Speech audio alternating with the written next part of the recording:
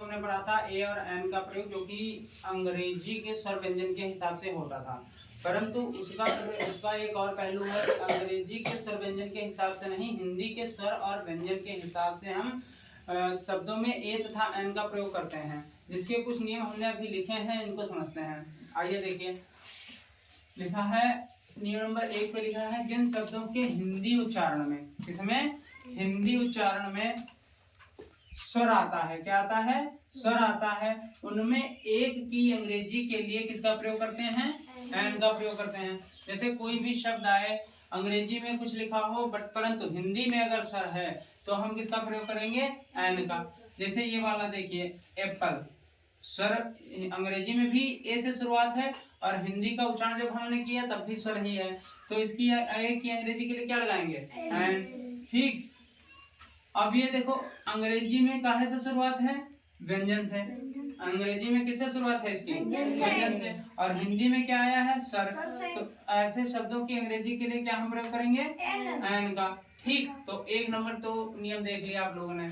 और दूसरा नियम है, जिन शब्दों के हिंदी उच्चारण में व्यंजन आए, क्या आए? व्यंजन आए। हिंदी का जब हम उच्चारण करें तो व्यंजन ही आए, ठीक, तो उनमें एक की अंग्रेजी के लिए, किसकी अंग्रेजी के लिए?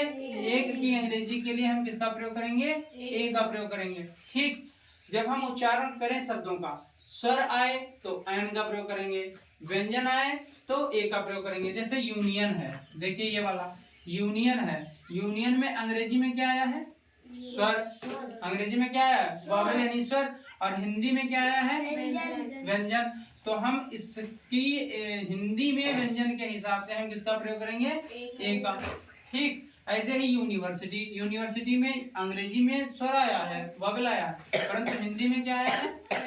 व्यंजन, कॉन्सोनेंट, तब भी हम किसका प्रयोग करेंगे? एन का। अब ऑनेस्ट लिखा है, इसकी शुरुआत होती है एच से। कहाँ से शुरुआत होती है? एच से। और एच क्या है? कॉन्सोनेंट। एच क्या है? कॉन्सोनेंट। अब कॉन्सोनेंट के हिसाब से हमको क्या प्रयोग करना था यहाँ पे? ए का।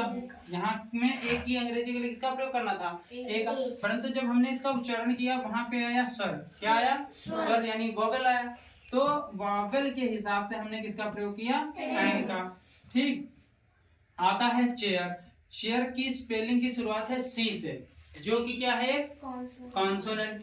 और ये हिंदी भी इसकी क्या है? कॉन्सोनेंट। जब हमने उच्चारण किया तब भी क्या निकल गया? कॉन्सोनेंट। तो उसकी अंग्रेजी हम किसके क्या लिखेंगे? ए की अंग्रेजी? ए का। तो आप लोगों को ए और एन का प्रयोग समझ में आया? आ गया ना? कोई प्रॉब्लम हो तो बताओ। ठीक, इसी प्रकार से हम अंग्रेजी के बहुत सारे नियम अपने YouTube चैनल पर पढ़ाते हैं। कृपया हमारे चैनल को फॉलो करें और सब्सक्राइब करें और लाइक करें। Thanks for watching.